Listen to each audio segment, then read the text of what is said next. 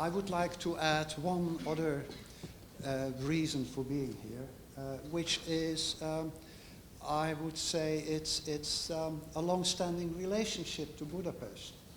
I remember having been introduced to the academic life in Budapest by Istvan Hont more than 15 years ago, I guess, and I established then contact with a lot of colleagues here, including then Georgia Bentze, and since then steady stream of scholars from Budapest I have been able to welcome in Rotterdam for research stays, and that has cemented relationships with all the three universities that are part of this graduate program. So in that sense, I feel at home, and even more so since you welcome me here at home. The second thing is that I'm very honored to speak at this first Istvan Hont graduate conference because of the dear memories that I have, and the constant debate that I still continue having with him in intellectual sense. So thank you very much for the invitation, and I hope to live up to the expectations. Now, the title is misleading. Titles always express a program rather than the reality of what finally comes up. And the only thing that is true in the title is the irony of the really. You know, that's what you say to someone who has a bold thesis. You say, really? And that is what I say to myself. But let me first tell you what I intend to do in this lecture. I want to talk in three parts. And the first part is an introduction about, let's say, an assorted amount of notes about natural law. The second part is about natural law in Grotius. And the third part is on Grotius and commercial sociability. I hesitate to make a point out of it, but there is a list of publications of Istvan Hont in the folder, but I'm afraid to say that it is incomplete.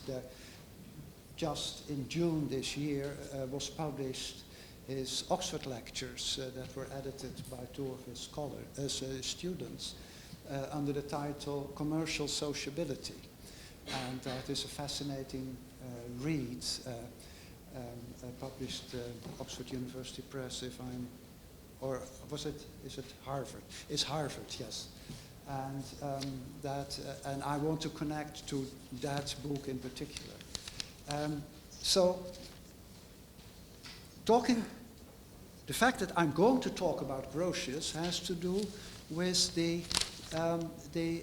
intellectual exchange with Istvan Hont, which is about, let's say, the role of Dutch intellectual life in the 17th century for the development of what he calls commercial sociability. That is, for these theories that were developed in the 18th century, which Adam Smith is an important figure, David Hume, that try to have a combination of an economic and a natural law understanding in a completely different kind of theory from what was going on before. And I have this complicated position that I say, yes, so it's interesting what happens in the 18th century, but we should also look at what Grotius was doing and what other Dutch Republican writers were doing in the 17th century in order to understand how that came about. And my let's say, figurative way of expressing that is to say that Mandeville, Bernard Mandeville, who was so important for the development of the 18th century, was basically a Dutch political thinker. And so that captures it all. He is the, let's say, he is the ultimate Grotian. And therefore it's important to talk about Grotius. Now that's one thing. And we will see in due course that there is one important aspect about Grotius' theory that makes him absolutely essential what is going to happen. That is his theory of subjective rights. And I will discuss that in the context of analyzing what he thinks about natural law. Because, this having said, there is, let's say, a problem for the intellectual historian about natural law. When you read about natural law, most writers have a tendency to take natural law as, let's say, as a really existing thing, as something that is a reality because it has been written about itself so much. And this kind of reification is what I want to fight. I want to consider natural law as a vocabulary, as a collection of words that can be used in different ways, rather than as a full-fledged thing. The laws of nature is one of those phrases that you see. And when you ask, what are the laws of nature? The answer is shallow. I have a different way of talking about natural law, and that is, as we will see in the process, a perspective that is suggested by the way in which Grotius operated. I will call it a theory about everything. Natural law is this name that you give to the way in which you comprehend the whole world. And I will give some biographical detail about why Grotius was interested in developing a theory about everything. So that is one. The other side of it, and that has to do with this element of natural in it, is that there is a predilection in early modern natural law to take a naturalist position. That is to say, to consider nature as informative about the moral obligations of man. And that is a perspective that connects natural law in that period to what we nowadays call evolutionary theory, as it is practiced in psychology, and anthropology, and economics, a highly technical approach to understanding the nature of human existence from biological and evolutionary selective processes. You will find part of that in Grotius as well, and in this early modern natural law in general. But that is a side aspect. So a vocabulary or a set of vocabularies that are connected to particular historical events that develop in reaction to debates about these events, and that can operate in many different climates. One way of explaining to you what I'm not going to discuss is to say a few words about the development of natural law in Germany. In Germany, you find this explosion of natural law thought following Pufendorf, Leibniz, Thomasius, Wolff, ending up in Kant, who is kind of, let's say, the ultimate explanation of natural law in kind of philosophy. I would be tempted to say that this kind of natural law should be seen as a debate that is connected to the war between the faculties in Germany, where theologians, lawyers, and philosophers are fighting about the space that natural law theory and this kind of naturalism allows, and that try to fill that space with their theories and in an academic debate, which not necessarily is always very much about politics. And so in that sense,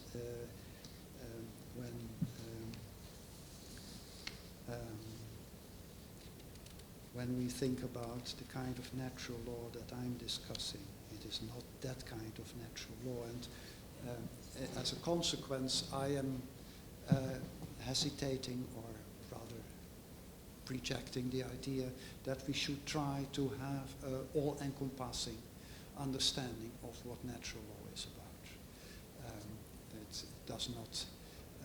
It does not help us. I would rather say it leads us away from the kind of interest that, as historians of political thought, we should have. Now, that said, there is this element of naturalism which is important and which has been emphasized by other commentators on Grotius. There is this element of naturalism that is important in this early modern notion of natural law, and that is the relationship to reason of state. To elaborate that a little bit, it's evident that Machiavelli, who was discussed yesterday, himself is a naturalist, and that exactly that kind of naturalism produces problems for the understanding of politics,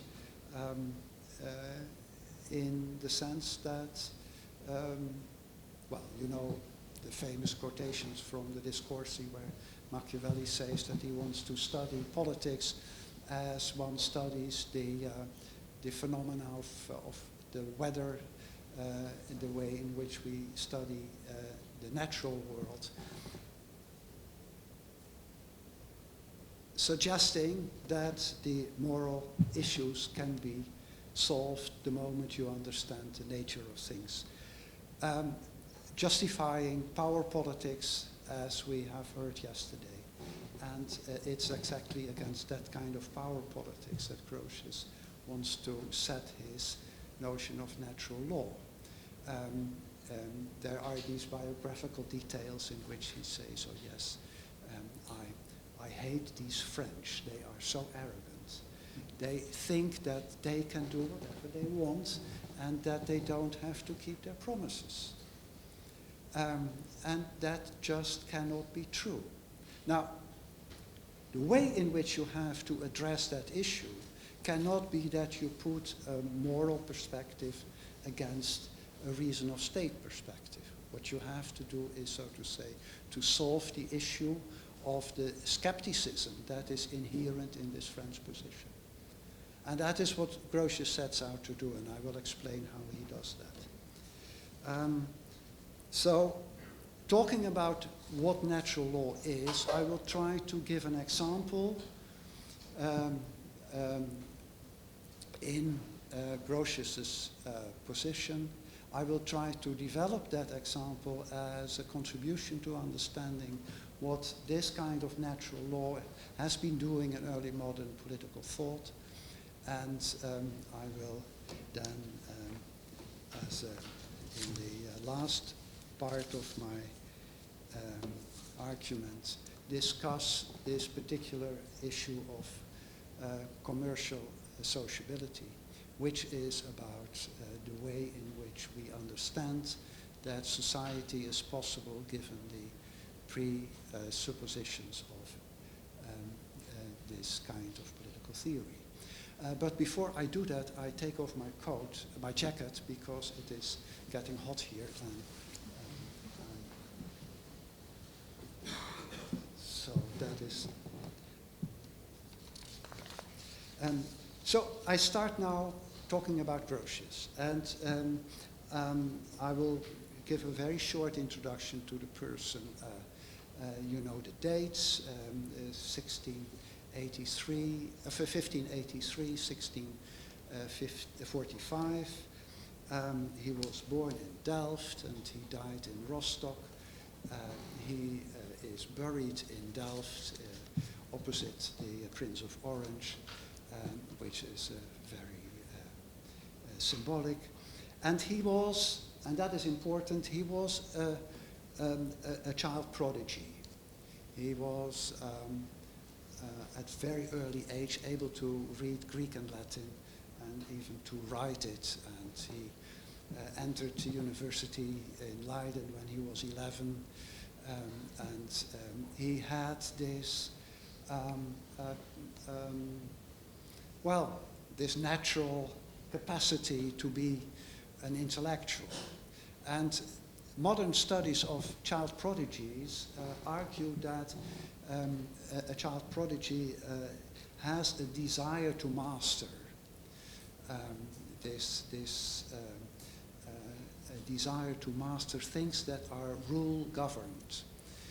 And that is something that we find in Grotius. I would say that his interest in natural law arose because that was a way in which he could master the knowledge of everything, and which would allow him to talk about everything. And that makes him a bit boring sometimes, because he wants to have his opinion on anything. So he wrote about the origins of the American Indians, and that's very ingenuous, but it's not necessarily true. And you can see that there are these moments of invention where he brings together all kinds of classical sources in order to say, oh yes, you see there, they are also talking about Indians, and so now we understand better. At one point he even mentions that the American Indians and the Dutch have a community of language somehow. It's all very interesting. But I connect that to a desire to master. It's just the arrogance of having an opinion on anything. And he was hated for that. The French described him as the miracle of Holland, which I suppose was ironic. And the English, where he went on several occasions for diplomatic missions, were absolutely appalled by his attempt to keep talking and to have this righteous attitude. So this desire to master expressed itself also in his kind of scholarship. He was an omnivore. He would do anything. He was a student in Leiden of Scaliger, importantly, who emphasized the importance of history for man's understanding of the world. And so he studied a lot in history, in classics. He did text editions of classical authors. He did, and text editions were most of the time emulations, explanations of meanings, and he ended his life by doing annotations of the Bible, huge volumes that have been influential till the end of the 18th century. He wrote poetry, funny poetry. He would express his thoughts in little distichs where he connected classical images with modern politics, and he wrote drama. He wrote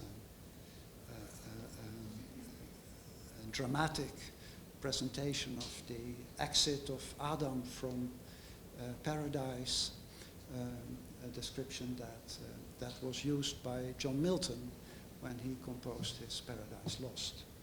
Now, this person was, so to say, you would say was a humanist scholar. And he was, when as a student, lodged with, let's say, a good educator. And this educator was François Dujon, as his French name was, Franciscus Junius, as he was known in Leiden. And François Dujon was a Huguenot from Bourges in France who had been studying in Geneva and then went a bit around the place and ended in Heidelberg for a while, where he was involved in the fight between the Lutherans and the Calvinists and the attempts of the Palatinate princes to control this all, an environment where also Erasmus was active. And from there he went to Leiden. Leiden was in the business of buying eminent scholars in the later decades of the 16th century, and he was one of the trophies. And while in Leiden, Junius wrote a very interesting little booklet on the Mosaic polity, and which discusses the meaning of the Mosaic law, both in historical terms and in modern terms, and try to address the issue whether Christians could or should live according to the Mosaic law. And in that booklet, Junius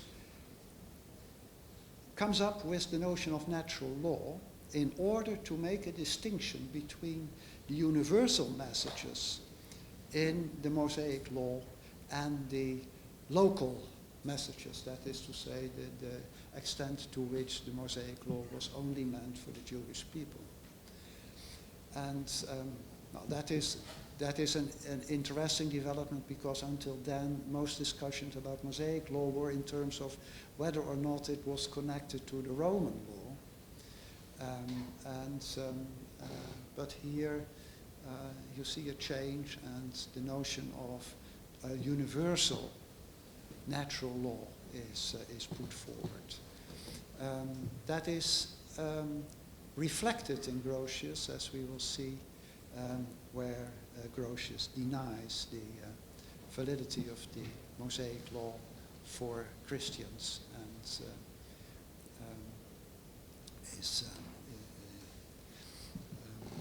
is making a distinction within the legal order of God's creation that makes it impossible to continue considering the Old Testament as part of the natural law. Now, this was while he was a student in Leiden, and that didn't last forever, as you understand. Towards the end of the 16th century, he was born in 1583, so he was only 17 in 1600. He then already had been part of the diplomatic mission to France. He was then starting to write his independent scholarship, that is this drama about Adam Exul. Adamus Exul was written in 1600. He was appointed historian to the States of Holland, and he started writing about Dutch history. And part of that Dutch history was, let's say, political work that was finished in 1602, a treatise on the comparison of Greek, of Athenian, Roman, and Batavian republics and their morals, which was a very, let's say, it's a very intricate piece of work that, however, never was not published during his lifetime. But it belonged to other work that he did on the history of the Dutch Republic, especially the war against Spain. And it is there that we see his first attempts at, let's say, connecting natural law and politics. But the real change came in 1604, when he was commissioned to write a juridical defense of the capture of a Portuguese carrack in the Strait of Malacca, which is well in the East Indies, and that had to do with a change in Dutch politics. Well, yeah, I should not try to explain that all, but it's the Dutch always had been very effective in fighting the Spanish that were trying to recuperate what they were about to lose by keeping the war effort as far as possible away from the economic profitable centers of the country. That is to say, Holland and Zeeland, where the real trade was taking place, should be saved from war because that would disrupt the economic processes on which the war was made possible in the first place. So the Dutch, the Hollanders basically, the people in Amsterdam and other cities, financed the establishment of fortifications all around the border of the present Netherlands, so in the other provinces. And the ultimate attempt to keep the war as far as possible was the attempt to bring the war to East India. And because they had learned from traders from Antwerp that were going to Amsterdam that you can trade very profitable in Asia. And they wanted to have their share of that. But the Portuguese didn't like that, and the Portuguese belonged to the Spanish Empire at that moment. So they decided to put cannons on the boats that went to Asia, with the explicit order that whenever they had an opportunity to fight the Portuguese, to do so. And at one point they very successfully did it and captured a boat that was loaded with Chinaware and other precious goods that was, when brought to Amsterdam, auctioned for 10 million florins, which was 3 or 4 times the whole cost of the Asian enterprise. Now, Grotius had to justify that, and he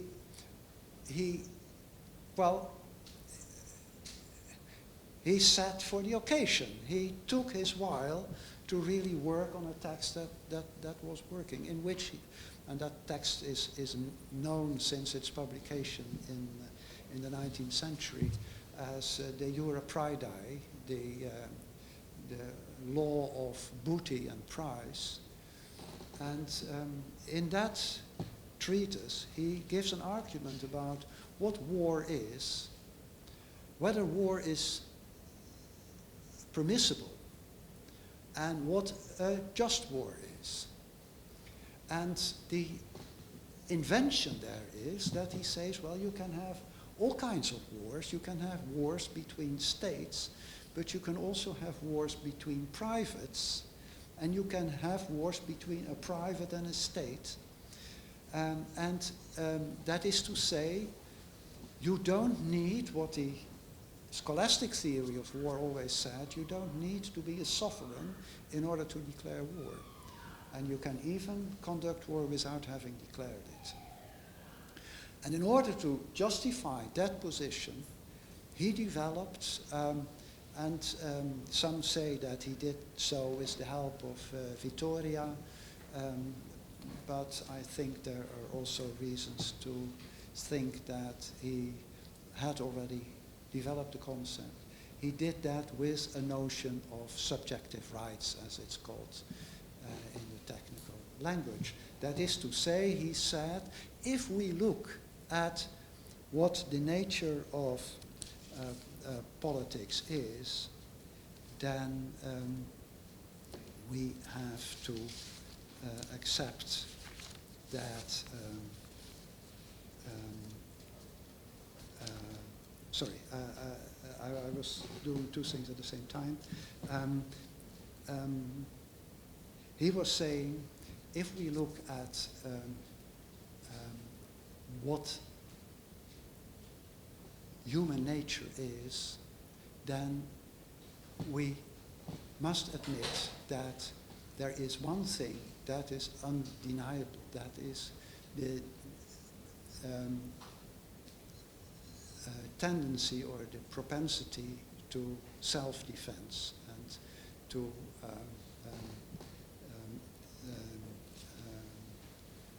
aim at self-preservation. And we should accept that as a basic right. Now, I will develop that a bit further on, but this is only to introduce this text from 1604.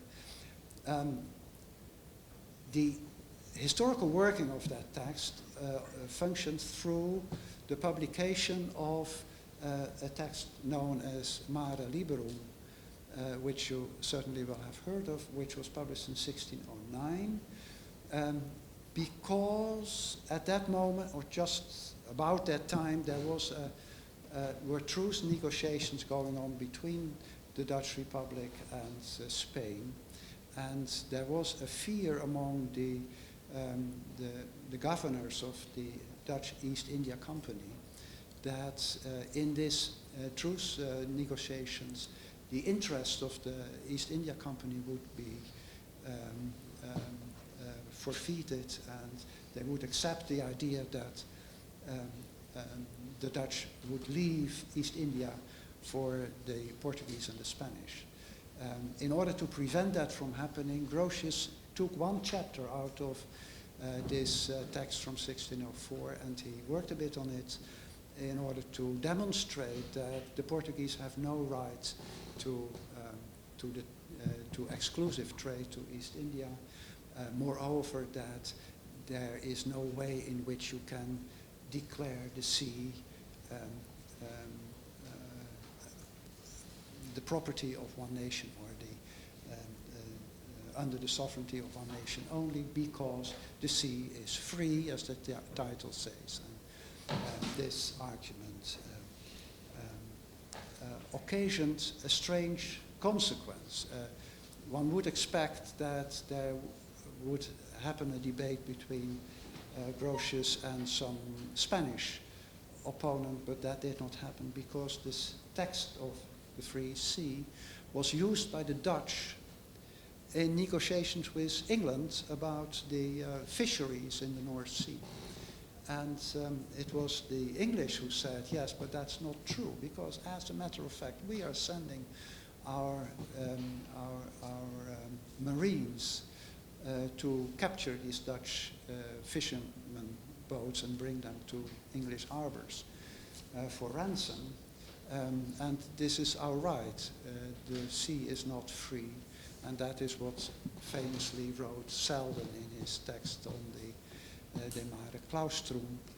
And that is the start of a debate around this Grotian position. So there is a way in which you can say that Hobbes is part of that debate about the free sea, but there's naturally also a good reason to say that Hobbes reacted to the later publication of Grotius, which is the Eurobelli Arpacis that he wrote in 1625. Okay, you know the history around it.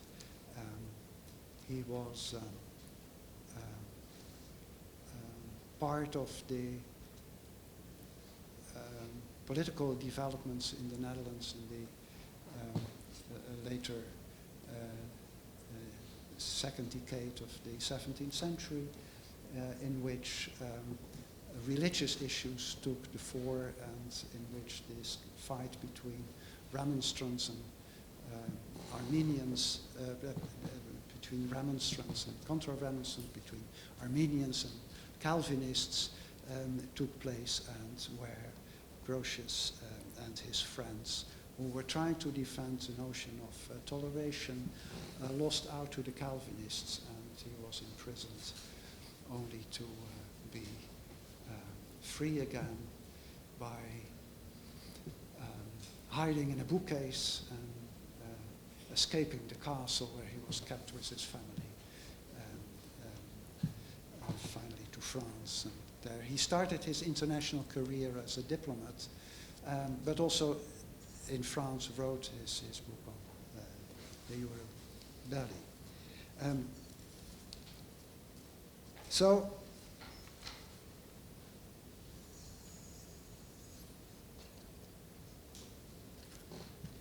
now, in these publications, he developed what we have to reconstruct as a theory of natural law.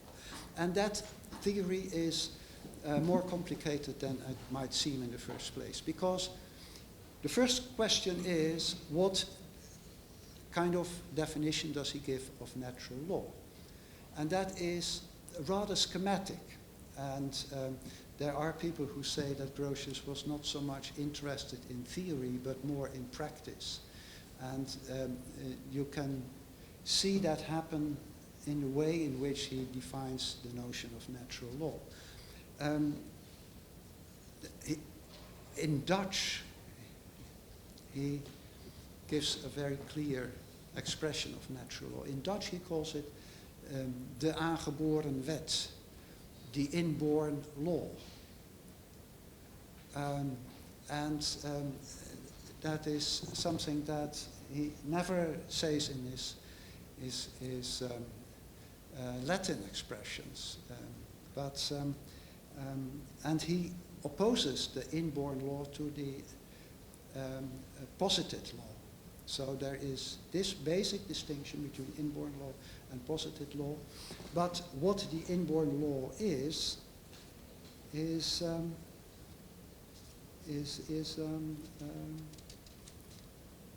to be found out. Now, how do we find that out? In his first argument about it, he develops a Ciceronian notion of human nature, which he takes from De Finibus, in which it says that, in the Christian version, God created man, and although it is God's will that defines the law, it is only through the created nature of man that we can understand what God's will is. So we have to understand let's say, the intention of God's creation and the way in which that creation functions. And he say, well, that is, as Cicero says, it's very simple. It means that as created man has a right to the means that are required to realize this creation of God. That is to say, man has a right to food, man has a right to procreation, and all what belongs to it. And moreover, whatever God has created has been created for a purpose, so all the instruments that are available can be used to that purpose. Language and reason are particular to man, and as much as the sinfulness of man is an issue as well.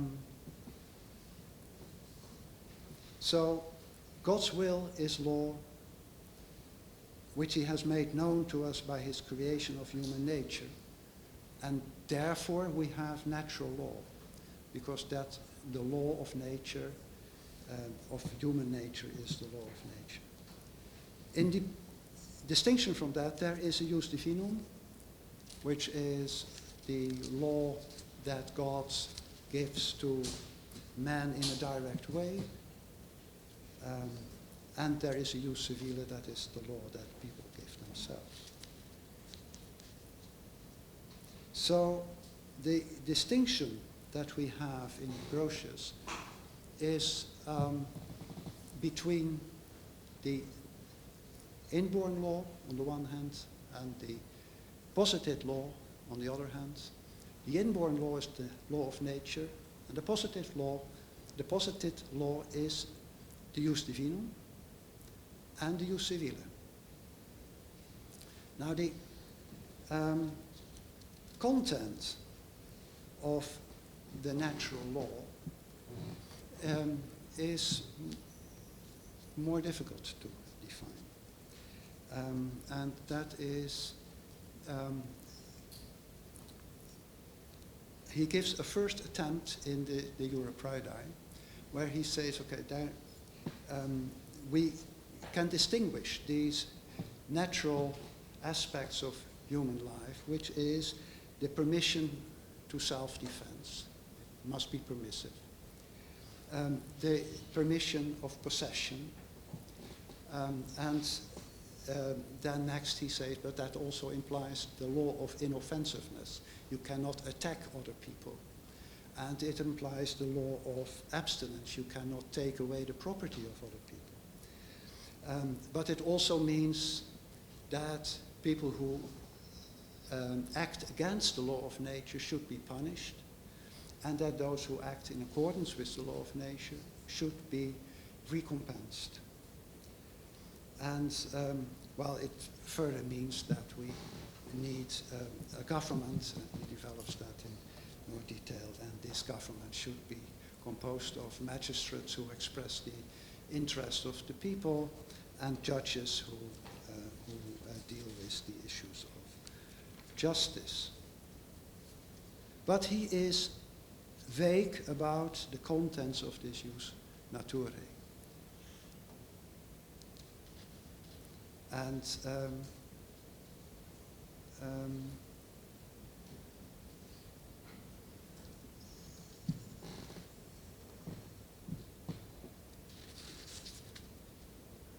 but he is not vague about the impacts.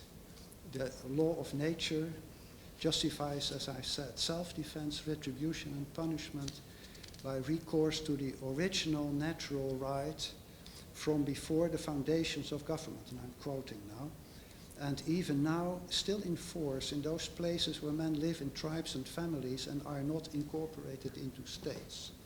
So natural law for Grotius is something that exists in the community of mankind, but also is a natural right to which you can have recourse from before the establishment of states.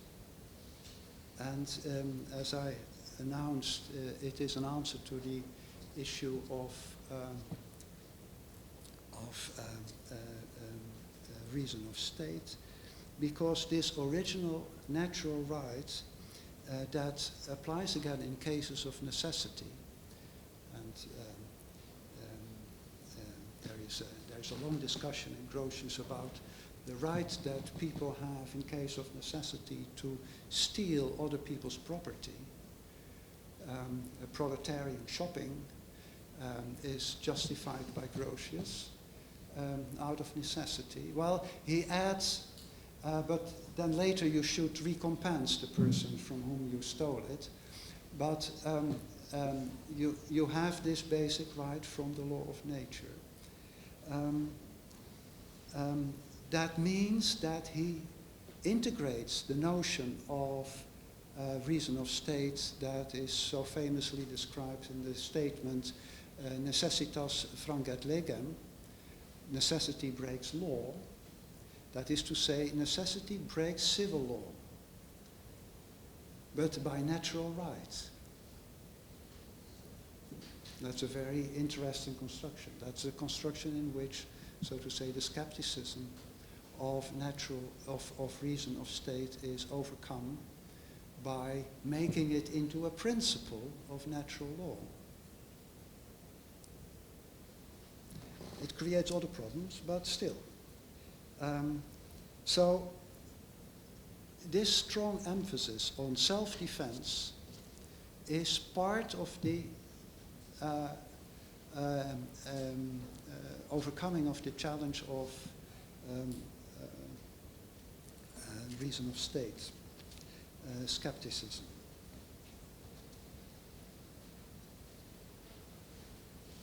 Now,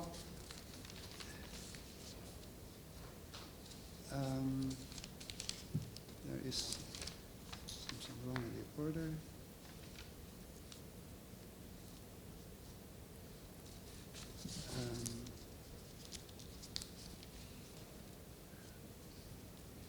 Now there is one important element that I will come to shortly.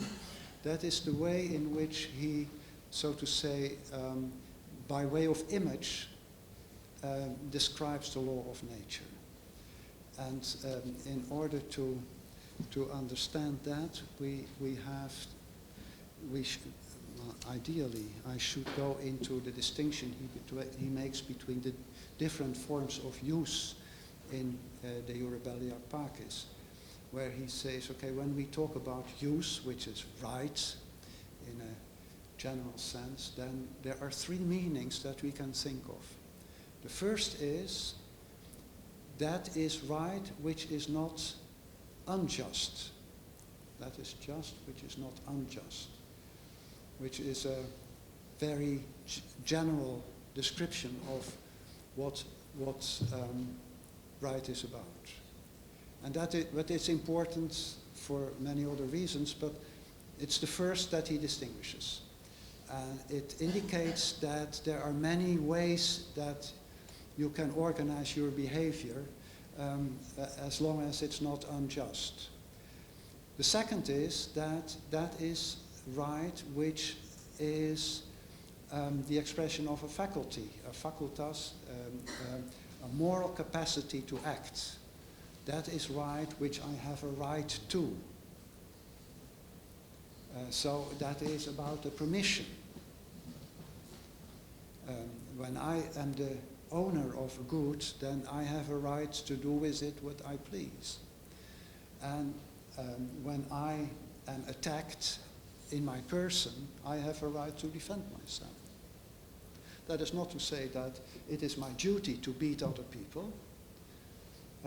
So a permission is not an obligation, but a permission is a rightful possibility of action. Then the third description of use that he gives is that of law. A lex, a law that is something that forbids or proscribes something that you should do or should not do. Now, technically, the law of nature is a law. But the use of nature, the jus naturae or jus naturale, naturally can apply to all three forms of use. And that ambiguity is present in Grotius all the time.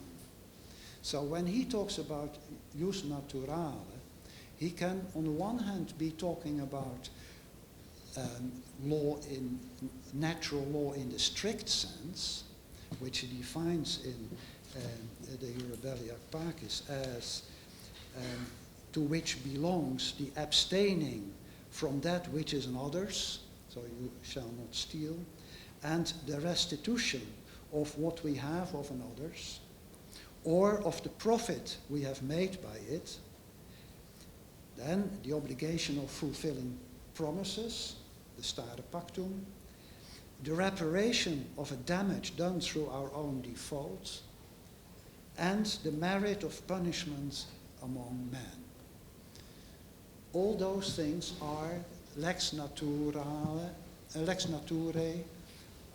in the strict sense of the word, where you are talking about the obligations and the prohibitions that belong to the law of nature. But the core element of Grotius's concept of man is this permission that flows from natural law. That is these subjective rights, the right to do with your body what you want, to do with your property what you want, the right to punish people that act against the natural law. I don't have an obligation to punish those who cheat and who harm other people, but I have a right to do so, because I, as a part of the brotherhood of humanity, I have, so to say, a moral commitment to the principles of humanity which are expressed in the laws of nature. So the discursive field of the law of nature in Grotius is larger than the precise prescriptions and proscriptions that we find in the lex naturae. And it is there that he develops his theory of war and peace, which is, so to say, on the one hand, driven by the law of nature and the subjective rights that are essential to that theory. On the other hand, is driven by the other category of law that I haven't mentioned yet, that is the jus gentium, the law of nations. And the jus gentium belongs to the category of posited law, more or less. It is a bit more complicated than that. And so, in discussing the law of war and peace, Grotius combines the law of nature on the one hand as the right to wage war for a just cause in order to defend yourself or to reclaim that what is taken from you in an illegal way, or even to punish people. And although that is all very much detailed in all kinds of regulations, and at the same time taking aboard the jus gentium, that is the consensus omnium, the agreement among the nations about what is adequate and what is not adequate. A good example of the law of nations is that you should not imprison diplomats, that they have a right of way and that they should be safe in their person. And so there are all these things. One of the further considerations in the in the law of war and peace is that it's not only allowed to punish all, those who act against the law of nature, but that it is also indicated that if you do so, that you do it in a way that it is not harming people. This is, so to say, the Grotian contribution to drone warfare. The collateral effects of punishment should be taken into account before you start punishing. And if you cannot do it without collateral effect, you should stop doing it. Now, I try to give the flavor of his law of nature, which is juridical in the end, in the sense that it is a combination of inborn law as he constructs it, and the posited law, that is the consensus omnium, and in the second place it is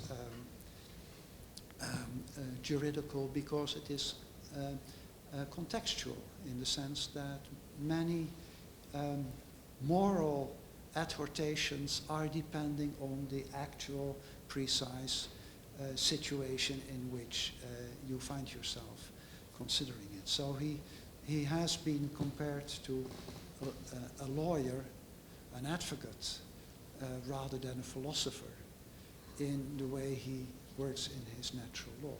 Natural law is not some kind of abstract solution of problems, but it is a solution of problems in actual life. Now, one of the issues that is brought up about Grotius is the issue of sociability. And that is the third part of my presentation. And, but I guess that I have to keep it within bounds. Please do. 5 minutes or, yeah? About. Yeah. So it is well known that Grotius says in in the Eurobeliac Pakis that man is an animal, but it's an animal of a high order, and now among the things peculiar to man is his desire for society, the appetitus societatis. That is a certain inclination to live with those of his own kind. So it's an inclination. It's not an instinct, because that is what animals have. They act without further consideration, but it's an inclination. Not in any manner whatever, but peaceably, and in a community regulated according to the best of his understanding. Which disposition the Stoics called orchaiosis. Therefore, the saying that every creature is led by nature to seek his own private advantage, expressed thus universally, must not be granted. Now, here we see an opposition between a Stoic notion of orchaiosis, which is the desire to relate to the world around you, and in this particular form, the desire for society. A Stoic notion on the one hand, and on the other hand, an Epicurean notion which makes reference to self-interest, and where Grotius takes distance from, and by saying that private advantage expressed thus universally must not be granted. Now, private interest naturally is part and parcel of his definition of subjective rights. That's how he starts it all. But he is not willing to say that utility is at the basis of let's say, the anthropology of man in a universal sense of the word. Because, as he says later, in this introduction to the Eurobeliac Pakis, this sociability, and that's funny because in the Latin you don't find the word sociability, but this is the early 18th century English translation, when the whole debate about sociability has been started by Pufendorf and is taken up by Hobbes and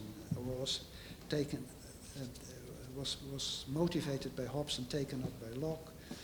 This sociability, which we have described in general, or this care of maintaining society in a manner conformable to the light of human understanding, is the fountain of right properly so called.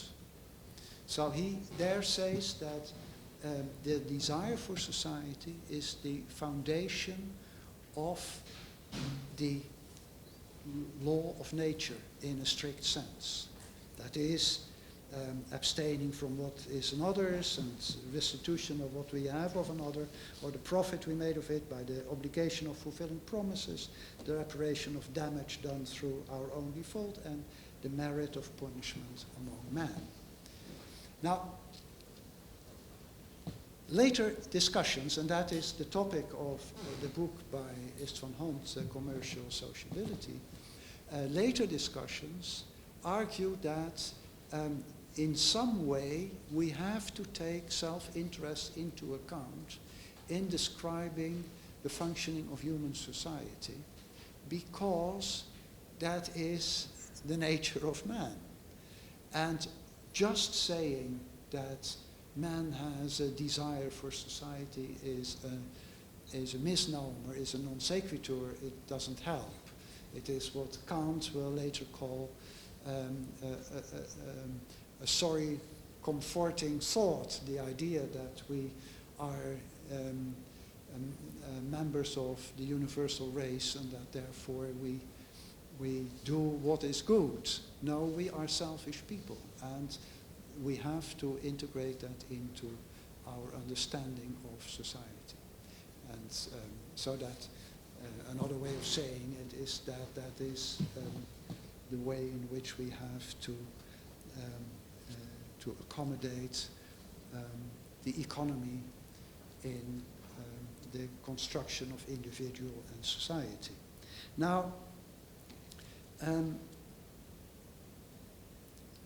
my argument is that there are two things that are a bit hasty in this argumentation.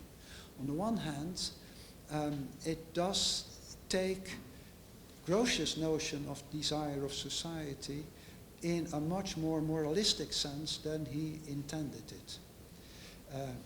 It is taken in the sense in which it has been developed later by Thomasius and Wolff, where the desire for society is a highly moral notion, and it should be taken more in, let's say, a more naturalistic understanding. That's one thing. The other thing is that this is not Grotius' first attempt in describing the foundation of natural law. And that is more indicative of what actually is happening. When we look at De Jure Praedie, the book that he wrote 20 years before De Jure Belli ac Pacis, he there is saying that the foundation of justice is trustworthiness, fides. And that is a completely different conception. And my argument is that we should take that suggestion serious in order to understand why Grotius came up with what later generations have called sociability. Why he came up with this notion of desire for society. And that is a story that would require a little bit more time to develop, but to describe it in one simple sentence, what this notion of trustworthiness did in the first book on natural law was to suggest that there is a moral attitude, fides, and if you want to know more about it, here is a specialist in fides who wrote about it and explained one of these passages that you find in the early writings of Grotius about Attilius Regilius, where he says, yes, that is this great thing, this Roman statesman, who, and the whole story, he had to go to Carthago to he was captured by Carthago and was then sent back to Rome to do a diplomatic mission. And he might have stayed in Rome, but he returned to Carthago to be tortured to death. And he did that because he was a Roman. And Romans do what they say. Not because they are obliged or they can be put to court if they don't, but just by as a matter of character. And well, yeah, this is, you think about your posterity, so to say. And he made it to posterity, in any case, to Grotius' text. And the suggestion is, he quotes Cicero, and Cicero says that fides is the foundation of justice, but he interprets it in his concept of what fides is, and he suggests there in his early writings that there is a politically moral rectitude, so to say, the opposite of reason of state, which is the foundation of justice in society. And part of that argument consists of saying, and there are also states that are perfidious, that don't practice fides, trustworthiness, like the later Roman Empire or the Spanish Empire. They are horrible people. They promise a city that they are about to conquer peace, and what they do is they butcher the people. Now that is no fides, that is perfidy. And so there are apparently these perfidious states. That is what he says in 1604. But then when he lives in Paris, when he tries to develop a theory of war and peace, it has to be a theory that is applicable to all kinds of nations. So he not only accepts the Bodinian idea that there are many forms of state and they all have their regulations, but he also has to change this moral perspective on the foundation of justice by something else. And thus he says, okay, what we see is that people live in societies. And why do they do that? Well, they have a tendency to live in societies. So that's how it came about. Not moralistic, but as a further description of the natural thing. And there are other places where he describes how that happens.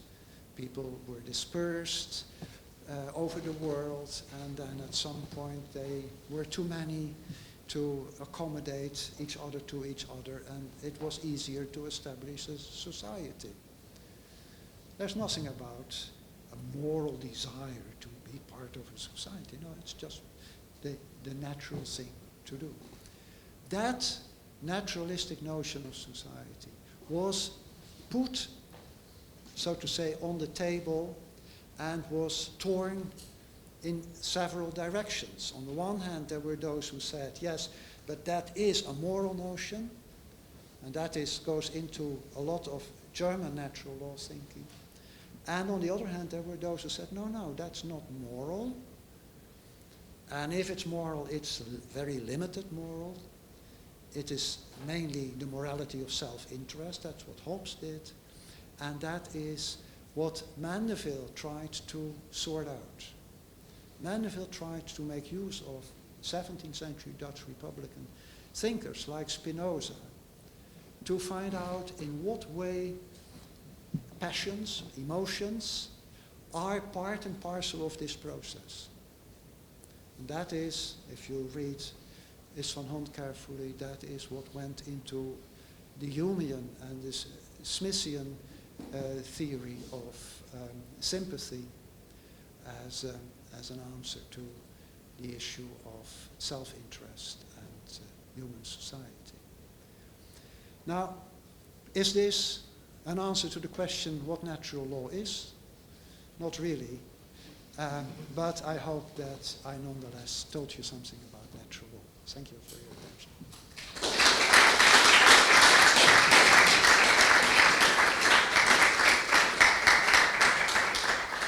Thank you very much. You certainly told us something, and thanks indeed for this contextualization of Grotius's endeavor to arrive at the knowledge of everything, as you suggested, against the small-scale realities of petty, everyday fight and war and peace in the Dutch Republic in the early 17th century. Now, since it's getting late and it's hot and it's been a long day and the air is stuffy, I would like to use the power vested in me by the organizers to suggest that unusually we stop it here because there's a reception waiting for us out in the open air.